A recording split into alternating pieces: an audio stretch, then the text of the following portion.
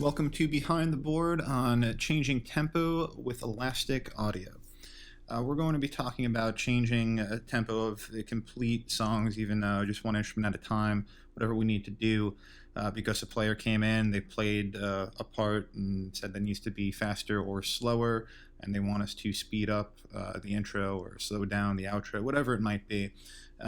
This happens a lot, and sometimes it's an issue that really gets in your players' heads.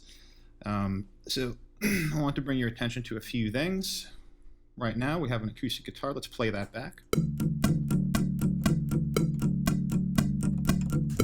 Great, so we have an acoustic guitar and it's set at tempo 118.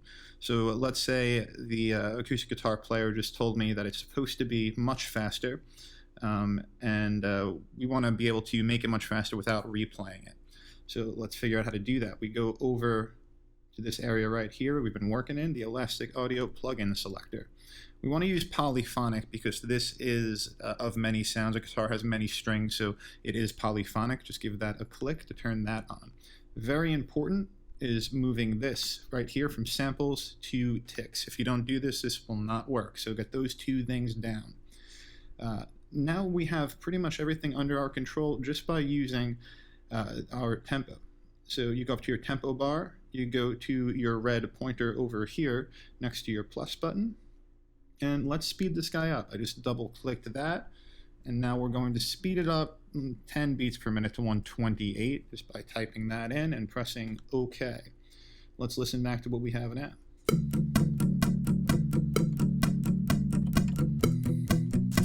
All right, so we're able to speed it up, and now our client's happy. But what if you wanted it slowed down? Let's see what that looks like. Go to that same area, double click. Let's go to 108. Take a listen to that.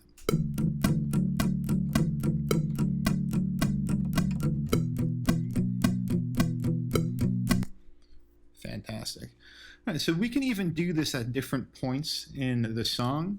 Let's go back to 118 at the beginning, so we have a normal tempo. And then let's say at bar 5 right here. Just get into your grid mode, make sure you're in grid mode. Go to bar 5. And let's play, press the plus on the tempo here.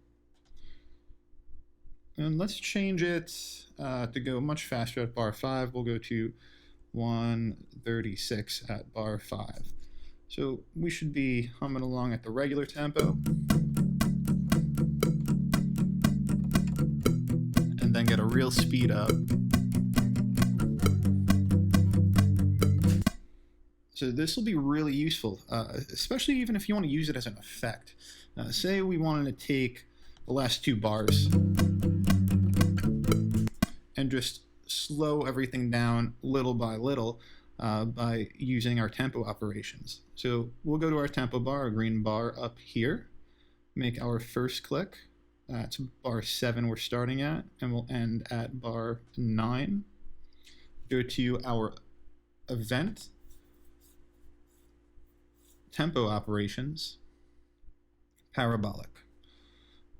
So now we're going to create a retard at the end, a slow down at the end by using the start and finish. You see, we're starting at bar 7, which we are. We're ending at bar 9, which we are. We're starting at tempo 118, which we are. And we're going to end at tempo, let's go to tempo 86. Let's take a listen what that sounds like.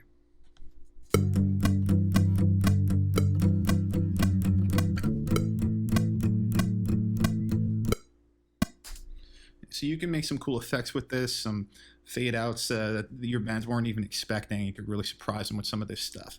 Let me show you a problem with using this that you really have to look for, because the more you do this, the more your sound deteriorates, especially when you're stretching apart. So the slower it's getting, the more it's going to deteriorate. It gets more wobbly sounding. So let's go right up to our 118, our tempo right now, double click it. And let's slow it down to 50. That's a massive slowdown. It's more than 50% slower. Listen to that back.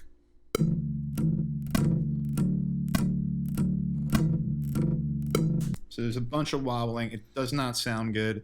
And your clients will not be happy with that. So you really want to get as close as possible so you don't have to adjust that much, but it's a possible thing to adjust. And especially this comes up a lot with scratch tracks. You're doing your scratch guitar, and we play the entire scratch track through for a few minutes, and they go, man, should we have made that 5 BPM faster? And you could show them what it sounds like 5 BPM faster, rather than replaying the entire thing 5 BPM and then them asking you to try it at 2 BPM. So this saves you a lot of studio time, and this will save you a lot of your own time.